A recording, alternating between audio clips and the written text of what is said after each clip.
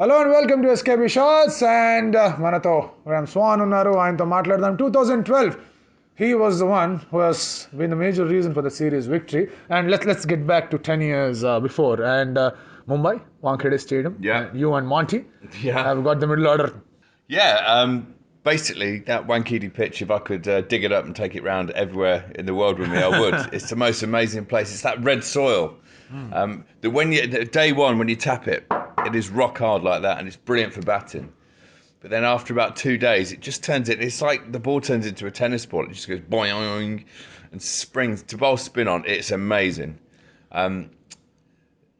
Pujara got 150 Yeah, odd first innings. and I got him stumped. And then after that, I can't remember another Indian batsman scoring a run. We just got in a row. We had a lot of men around the bat. Monty bowling brilliantly at one end, me at the other end. And weirdly, the only thing I can remember about the game is getting Harbhajan out. I think it was my 100th Test wicket or something like that.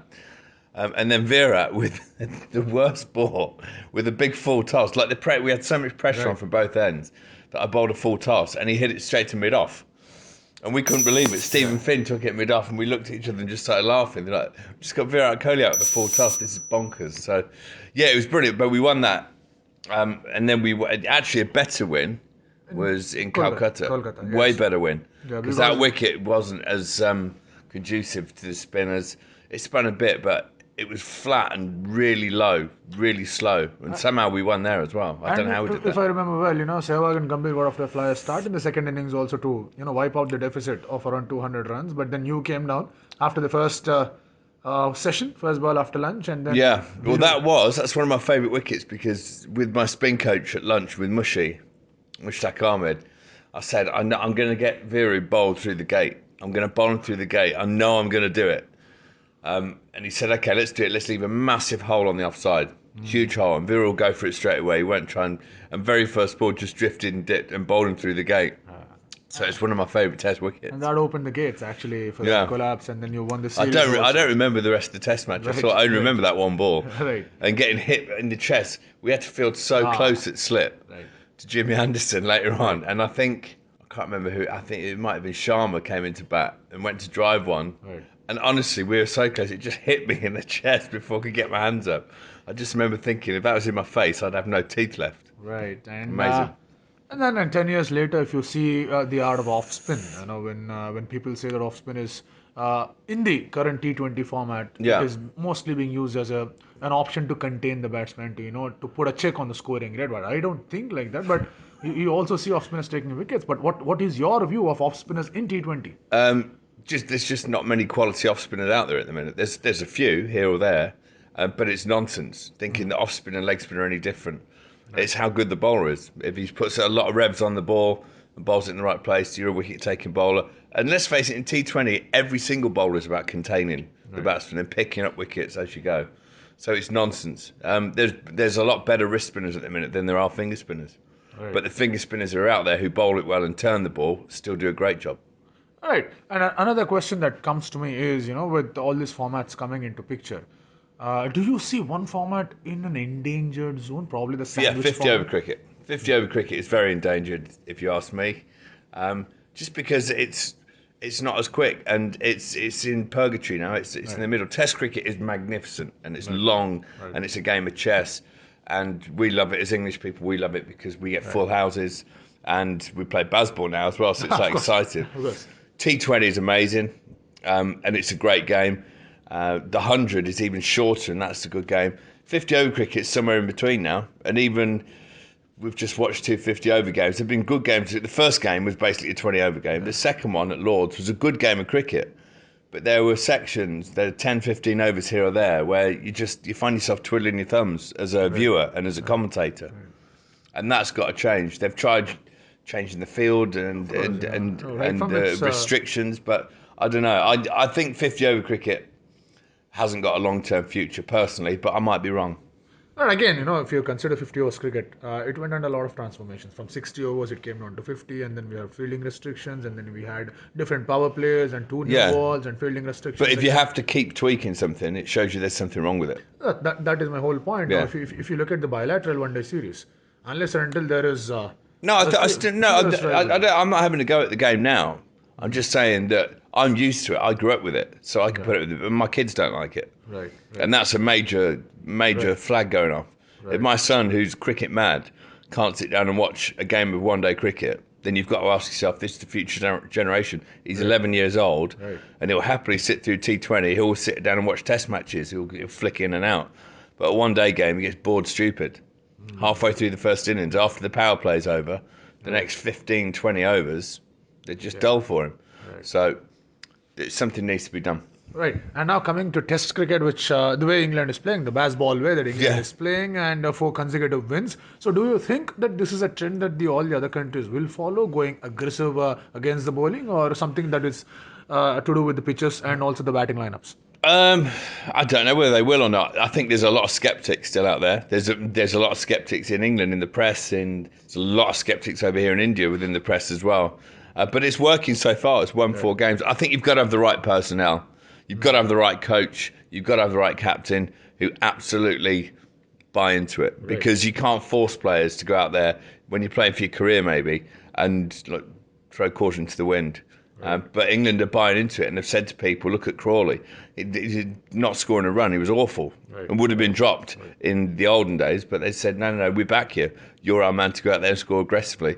And then he got that 40 or 50 in the last test. So it's exciting. Test cricket, again, still everything needs to evolve. If it stands still, it'd be rubbish. If you watch, I'm a big football fan. If you watch football from 25 years ago, it's unrecognisable to the modern game. The players aren't as athletic. The pitches are terrible. The floodlights are awful. It's not the same spectacle. You watch it now, it's slick. Pitches are incredible. They're proper athletes. I mean, they dive on the floor all over the place and pretend to be injured, which is terrible, by the way. Get on your feet. This is not wrestling. It's not make-believe sport. But apart from, but it's amazing. So football has evolved. Rugby has evolved. Cricket still needs to evolve. So little changes to Test cricket that are important. No balls should be free hits the next ball, without a doubt. That was my next question. Over rates have to get better. You should have to bowl 15 overs. It shouldn't be an excuse, which would encourage more spin bowling. Right, now with these points coming in, sorry to interrupt you because this is a connecting question that I wanted to ask you. With this ICC Championship and ICC Test Championship points coming into picture, and the demerit points because of the overrate which also come in, do you think that'll add more interest to watch the game and also more responsibility? No, demerit points are nonsense for overs. You just have to bowl 15. Just say that's it. So just say if you get to an hour and through no fault of the batting team, whatever, you've bowled 12 overs, say they get 100 runs added to their total. Something like that, a massive penalty. Or the entire fielding team get no money for the game. The board get all their money taken away. Do something drastic. Just the same as, these are great. People will laugh and say it's crazy, but you have to get it. So it's on an equal play. 15 overs an hour is not hard to manage. The penalty is doing no good for... No, of course it's not doing any good because teams don't give a monkeys. Players don't care about demerit points in the table. That doesn't mean anything to the fan who's watching, to the players right then and there. It's like in 20 over cricket with the Mankad. I detest the Mankad rule. I think it's the most despicably underhand, unsportsmanlike gesture in the game. And yet the MCC have bowed to pressure and now allowed it, rather than say, and here's the idea, and this should go global, right? And say, especially in the IPL, listen up IPL, every single ball is checked for a no ball. Every single ball. So that same camera checks if the batsman is out of the crease at the time the bowler lets go of the ball, no matter what happens off that delivery, if it gets hit for 6, no runs are added. So if he's out, he's still got to go. But the batting team do not get a single run. So if they scamper 2, look at that. He was out of his crease. No runs. If you need 1 off the last ball and the bloke's out of his crease, you don't get the run. You lose the game. So the bowlers can still get the dismissal, but the batsmen get absolutely nothing for it. And you tell me one coach who wouldn't... And every single ball is watched. Just like the umpire watches every ball for a no ball. And you tell me a single coach who'd put up with their batsman being out of the crease. It's not hard to do. Right. So But these are something that are drastic in terms of getting the balance between the rules and the benefits the batsman and the bowlers enjoy. no, that's not. That's just because that's just getting rid of the mankad, which is Right. a despicable way. How can you be out when the ball's not live? When the ball's, I mean, it's just Well, crazy. similar logic is how can the batsman go out before It's the ball is crazy. bowled, Exactly, it's crazy. So until the bowler lets go of the ball is dead, in my view. and the batsman is not supposed to come out of the crease. Exactly. So, but if you run up and then just do that, it makes everyone feel sick. It's awful. So get rid of that and do my rule. And honestly, then you'll never have to have that ridiculous debate again. And this one, for everyone who says, yeah, but the mankad's in the rules, and so you can do it, put it this way. Bowling underarm was in the rules when Australia did it against New Zealand. right. So if you agree with the mankad, therefore, with your logic, you agree with rolling the ball along the ground. I rest my case. That's good. Do you have some aspirations to get into the rule changing? No, I don't. boards I and- don't really. But that one, yes. I think I should be voted on to the ICC immediately and a very highly paid role. But now you know after your playing career and you've come down to broadcast, you're also being associated with 100 and also how is this new role and how the cricket is evolving with you in a different role. Well, for me, it's all been about commentary since I finished, and I've loved it. I love talking about the game that I care passionately about, that I still adore. Test cricket's still my favourite form, but T20 cricket is brilliant. So I love doing it. I love talking. I'm trying to get back into a bit of coaching now because I'm a bit miffed at the standard of England spin bowling since 2012. We came to India and won. Absolutely. And we should have built on that. We should still come to India and compete and be good. But every time we come here, we get destroyed by the spin bowlers. Every time we get to Bangladesh, we get spun out. England do not play spin particularly well and don't bowl it very well. And they should be better. We've got the resources. So I'm thinking that I can get in there somehow and help out at some level. They've got the right bowlers. Jack Leach, for instance, can really bowl. He got 10 for against New Zealand. But I think I could just help him in some way. Right. So that's an interesting take as well. And finally, before I let you go, and I just wanted to ask you one thing.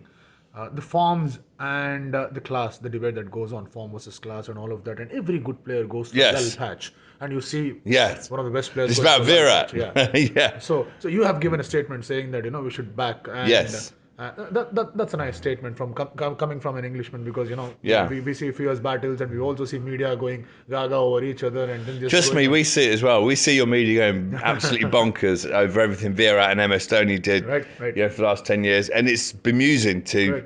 people from other countries to see that because they are like megastars over here. But they're megastars for a reason because they're mega players. Right. And Virat is still an unbelievable player. He's not in good form and he hasn't been for a while.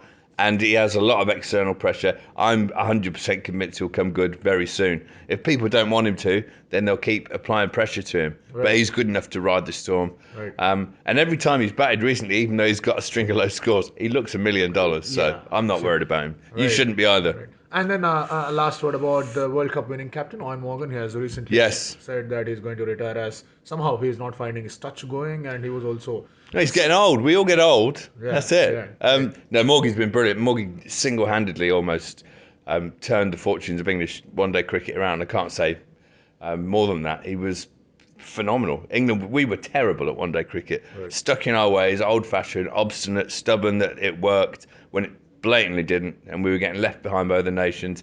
He recognised that and completely changed it. And we won the World Cup thanks to Morgie. Right. That's a good one. And with every year there is an ICC event now from this year. So how do you think... cricket- Every year? Yeah, every year Right. there is an ICC event now. We have T20 World Cup next year. We have the World Championships and also we have the One Day World Cup and then we have Champions Trophy. Something is happening now. So how do you see... They still do the Champions Trophy? Really? Some kind of an ICC event. is still Really? there. There is a T20 World Cup. There is a One Day The World Cup. Champions there's a Trophy, Test come on. Championship. Come on, the Champions Trophy. Surely they've just knocked that on the head. Okay, fine. Let's say. I can't think of a least popular tournament for fans, for spectators, probably broadcasters like you it. hosted twice. You hosted twice in succession. Yeah, I didn't. Okay, your country hosted twice in succession. I tell you what, this is it. If someone said, name the last 5 World Cup winners, no problem. Name the last 5 Champions Trophy winners. You wouldn't have a clue. Right. More T20s instead of Champions. If Champions Trophy was a T20 tournament, much better. Yeah, probably that is but what, not as a 50-over tournament. Probably that is what Carry the on. discussion is on, and then that's the thing. Thank you so much, Swanee, for doing this My for our pleasure. channel, and it's a pleasure talking to you. Thank My you so much. pleasure. Thank you. Good man.